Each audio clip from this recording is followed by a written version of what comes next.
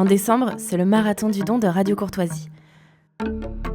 Qu'est-ce que c'est que le Marathon du Don ? Le Marathon du Don, c'est la grande collecte de fonds que nous organisons chaque année au mois de décembre. Parce que c'est la dernière chance pour les auditeurs qui n'ont pas encore fait de dons de défiscaliser utilement, symboliquement, s'ils n'ont pas envie que leur argent serve à financer l'immigration illégale ou les politiques transgenres, eh bien, ils peuvent donner une partie de leur argent à Radio Courtoisie et la déduire de leurs impôts à hauteur de 66%. Et en plus de ça, nous avons un mécène très généreux qui, depuis 2 ans, chaque fin d'année, nous promet de doubler les dons au mois de décembre. C'est-à-dire que si vous donnez 50 €, eh bien nous en recevrons 100, et à vous, il ne vous en coûtera qu'à peu près 18. C'est pourquoi je vous demande de nous soutenir pour ce marathon du don. Donnez-nous les moyens de défendre vos idées. Rendez-vous sur soutenir.rc.fr.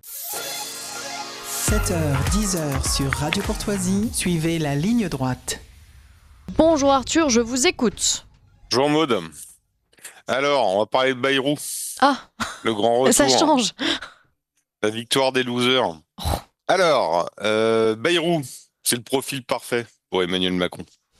Pour une raison simple, parce que si vous retracez toute sa carrière politique, on peut dire une chose, c'est qu'il n'a pas honte de grand-chose. Et donc, c'est une condition pour durer. Et en plus, il est en bonne santé. Si vous regardez, il parle plutôt bien, il marche bien, tout ça, alors qu'il a quand même 75 balais. Et alors, quiconque connaît un peu la gymnastique, c'est qu'au bout de 10 ans de contorsion, on a les rotules qui grincent. Lui, non, pas du tout. Il est increvable. Un peu comme les mauvaises herbes. C'est son côté légaliste, comme faisait dire Rodiard à Biro dans Un taxi pour Tobruk.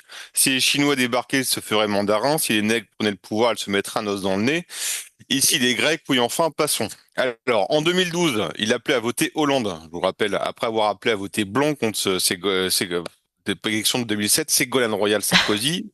Hop, 2012, Ségolène Royal est éjectée, c'est Hollande qui la remplace, et il appelle à voter Hollande. Car, je cite, Sarkozy s'est livré à une course poursuite à l'extrême droite avec une obsession de l'immigration et une obsession des frontières.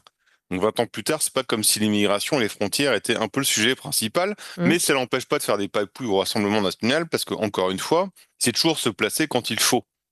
Et c'est ce dont Emmanuel Macron a besoin, car je vous rappelle que l'objectif du président de la République, c'est non pas de former un gouvernement, non pas de former une majorité, mais d'en empêcher une contre lui. C'est-à-dire de dealer un accord de non-gouvernement. En gros, c'est je vous nomme, et puis en échange, vous n'en foutez pas une rame.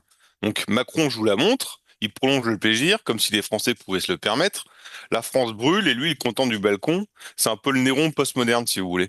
Mais ce qui est assez effrayant, c'est que si on résume grossièrement la dernière séquence politique, on a eu François Hollande qui a censuré le gouvernement Macron, qui a nommé Bayrou. Donc on est quand même dans le bac à sable consanguin. Donc les mecs, ils nous ont mis jusqu'au trognon, ils continuent à jouer au maître des horloges sans se rendre compte qu'ils ont complètement explosé la mécanique. C'est beau comme la République. Donc, pourquoi nous sommes dans une impasse ? Parce que la 5e ne marche plus. Ok ? Alors, si on reste dans un régime qui est formellement représentatif, on l'a tellement transformé, tellement magouillé, qu'il est plus capable de remplir sa fonction. Parce que je rappelle que notre régime fonctionnait sur une cohabitation non pas de gouvernement, mais de courants politiques et philosophiques, la droite et la gauche, qui alternativement, gré la démocratie, se retrouvaient au pouvoir. Sauf que le clivage a peu à peu disparu, depuis les années 80, au profit d'une soupe globaliste européenne, légèrement de droite ou légèrement de gauche selon la météo. Et c'est la raison du succès de Macron en 2017, puisqu'il dit, on arrête de simuler un clivage qui n'existe pas. Mais qui en a été le symbole pendant des décennies bien avant Macron ? C'est Bayrou. Et progressivement, les oppositions politiques ont dit, c'est plus des oppositions, c'est des extrêmes, on les dégage. Et ce qui compte, c'est le centre avec une aile vaguement droite et une aile vaguement gauche. Et qu'est-ce qui se passe aujourd'hui ? Macron repousse une nouvelle fois les oppositions aux extrêmes avec son arc de gouvernement, Union nationale, républicain, tout ça. Et il nomme le Béarnais, qui représente à la fois le consensus et l'exclusion. Consensus des forces politiques jugées légitimes, à savoir l'ex-PS, le centre et l'ex-droite amputés des convictions à la naissance. Et on appelle ça le cercle de la raison, l'esprit raisonnable. Et quand on est raisonnable comme eux, on exclut ceux qu'on accuse d'extrémisme, à savoir 2 Français sur 3, en expliquant qu'on peut quand même faire une union nationale.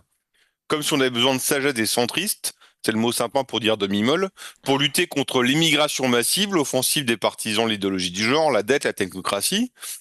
Et c'est pas comme si on était sur France Inter, donc on va quand même reconnaître 2-3 qualités à François Bayrou. Donc déjà, il appartient au vieux monde, C'est celui qui cite McKinsey et admire Henri IV, donc c'est quand même plus sexy que le type qui admire les tableurs Excel de McKinsey. Sur les sujets sociétaux, mariage dit pour tous, IVG dans la Constitution, en passant par l'euthanasie, bah, c'est plutôt un type qui s'est opposé aux progressistes. Mm. Les progressistes, je rappelle, c'est ceux qui veulent régresser à l'époque antérieure au christianisme, selon la merveilleuse formule de Rémi Brague. Mais le seul problème, c'est quand on veut faire un semblant de gouvernement, bah, il faut occuper les gens. Et qu'est-ce qu'on fait? Bah, on file un os à ronger. Et l'os à ronger dans la politique, ça s'appelle les sujets sociétaux. Ça coûte pas cher et parfois même ça rapporte.